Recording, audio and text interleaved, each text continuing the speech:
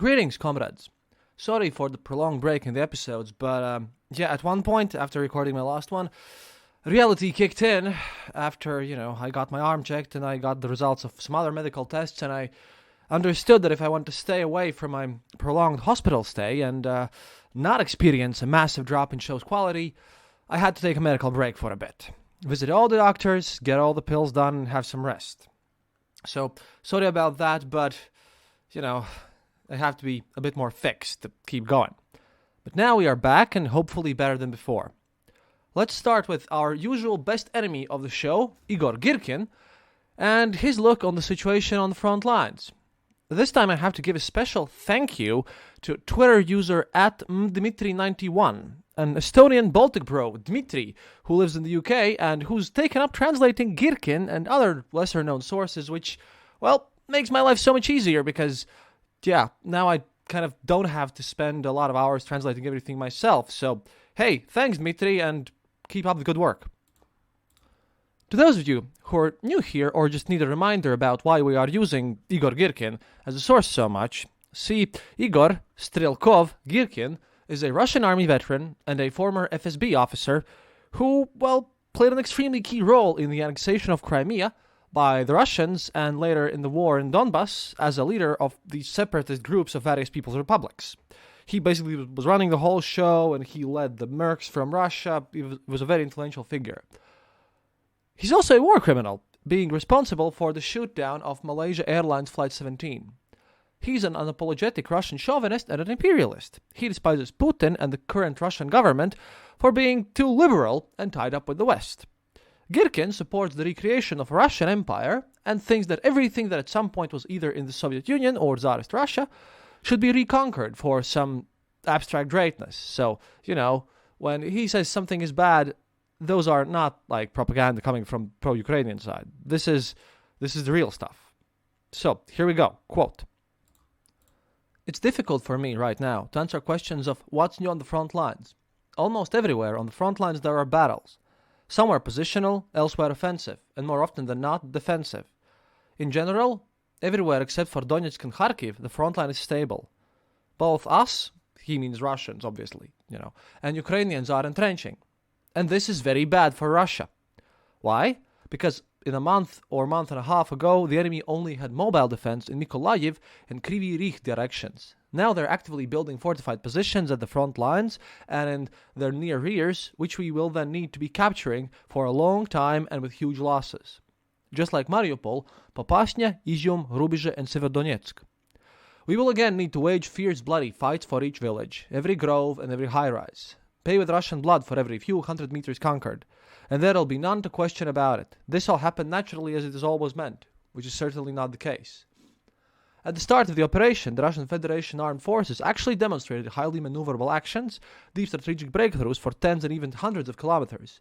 They ended up with nothing for reasons I've already described and called out many times. Initially, a completely inaccurate evaluation of operational situation, which was used as the basis for combat planning, and linked to this evaluation, a severe lack of resources and means to hold on and control the conquered territory.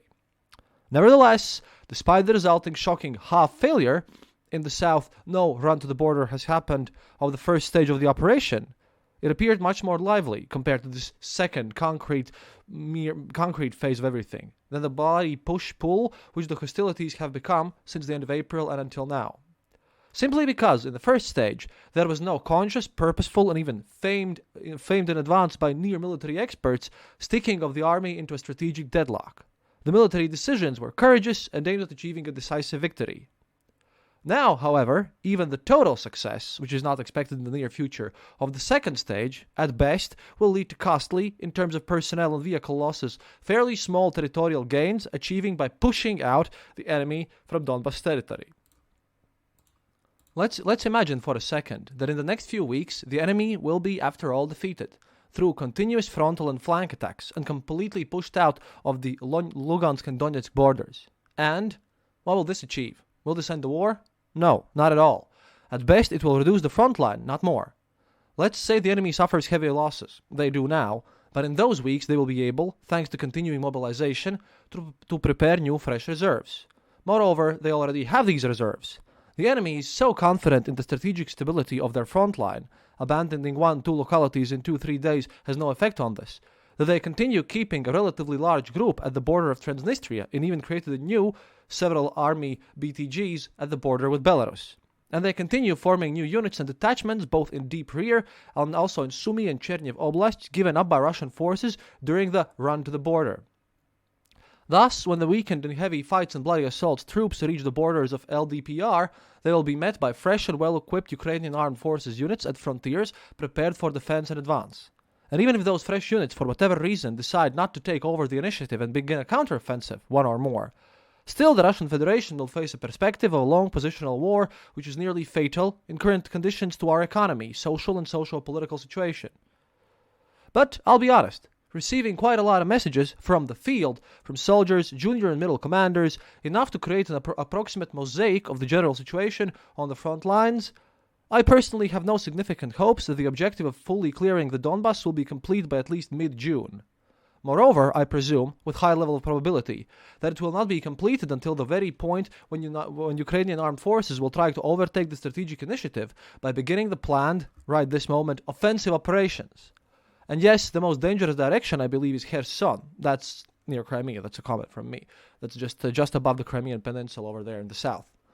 Since that's exactly where, and the enemy knows it very well, defending are the same in terms of equipment and training elements of Donetsk reservists, which, just those who are from Luhansk, the enemy has already pushed out to the Russian border in Kharkiv Oblast.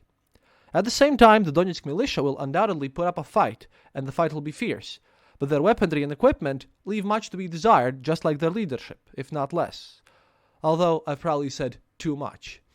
But let's say the enemy, that's the Ukrainians that is, of course, for whatever reason decided not to attack, and will limit the sitting on the newly created defensive positions, offering our generals to continue smashing their soldiers' foreheads against numerous fortresses. What will the High Command do in this case? After all, without breaking through the newly created and occupied by large enemy forces positions, there will be no defeat of the Ukrainian armed forces. And without defeating Ukrainian armed forces, there will be no final victory. Regardless of how many calibers you launch at rear facilities, they still won't be enough to fully paralyze the Ukrainian transport network and destroy the economy to the ground. Especially, it's meaningless to hope for victory through attrition, taking into account that almost all of Europe and North America are acting as a rear for Ukrainian armed forces. Thus, it will be necessary to try and defeat the enemy in field battles. And excuse me, with whom and with what? If so far not even the partial mobilization has been carried out. No one is giving clear answers to these questions, simply because there aren't any. And here I'd like to interject a small comment from myself because about the mobilization. See, this is because of the strategy Putin has chosen. If you look at the casualties coming from the Russian army, you can see that most of the soldiers under contract, the enlisted ones, they come from the very poorest regions of Russia, with poor connections to outside to the mainland and everything. So it's Buryatia, it's Tiva, and all these places. And the thing is, those are regions where the poorest people live, and they have like almost no contacts, and their lives are terrible, and no one will really miss them. And this model is not scalable simply because, well, there's not enough people living there, and a lot of contention will begin, and like the situation will become unpredictable inside of Russia if he mobilizes, like it has happened before. So Putin, no matter how Girkin wants the mobilization, I highly doubt Putin will carry it out in any reasonable way if he didn't do it already in the 9th of May, so I don't think we can expect that. Continuing on with the Girkin. While the pests in the president's entourage will be assuring him that everything is fine, don't stress, nothing will change. And when it does change, unfortunately the surprises are likely to be no less discouraging than before the run to the border. It'll be too late to do anything. In the meantime, in general terms, south of Izium, units of the Russian Federation Armed Forces and LDPR are still bashing head-on against the Ukrainian defenses on the approaches to the Slovyansk-Boravenko highway and to Slovyansk itself. In the last couple of days, there is no information about progress. Heavy battles with a slow advance are taking place north of Popansya and south of Lysychansk. There is no discussion of any cauldron for the enemy in this area yet. So far, only a possible bag with a very wide neck is appearing, which our fighters will still need to tie up, and the enemy is well aware of this. The Ukrainian armed forces are not led by morons, but by specialists from NATO. Oh, yeah, this is the reasonable point. Again, since Girkin and mostly a lot of these pro-war Russians actually think that it's a hidden war against NATO, that goes well in their propaganda machine. Also, slowly our troops are encircling the city of Liman, Krasny Liman, and trying to break through to Svitogorodsk. Near Donetsk, fierce attacks continue northeast of Avdiivka and southeast of Khorlivka in the area south of Marinka. I have no information about the progress in the last 24 hours, so far at least. In Mariupol, the final surrender of Azovstal by the enemy and the capture of the group defending is a major propaganda success. But in overall picture, it's a delayed consequence of the relative success of the first stage of the operation and not the second concrete one. In real time and from a military point of view, this also is unfortunately a purely tactical success, no more. As a general conclusion, our successes are still exclusively tactical in nature. The enemy is trying to keep all large settlements important in military and informational propagandist sense, and apparently has enough strength and reserves to hope for success in this. If not complete success, then at least partial. The attrition battle, as I have repeatedly noted, as a military decision, I rate it no higher than idiotic. In the Donbass continues, and the strategic impasse for the Russian Federation armed forces, but not for Ukrainians who are gaining time, is getting deeper. So this is what Igor Girkin has to say about all this situation. And he mentioned Azovstal and Azov forces there. And yes, there have been exchanges and there have been wounded Azov soldiers and everyone, leaving the place, and there have been some evacuations. However, there is some interesting situation concerning all of this situation, because, for one, these wounded soldiers were taken to Russia. And no doubt they'll be used in propaganda. Those who are happy for them being evacuated, yes, but rest assured that it's quite likely that in the near future, we'll see someone of these soldiers, or more of them even, some more of them, being dragged out to Russian propaganda sites and everywhere, because, they'll get probably beaten up, tortured, pumped with various chemicals. I don't know how effective is the so-called truth serum, but you'll definitely see in the news some of these guys who are wounded being taken and used for Russian propaganda, where they will claim all sorts of monstrosities that Azov has done.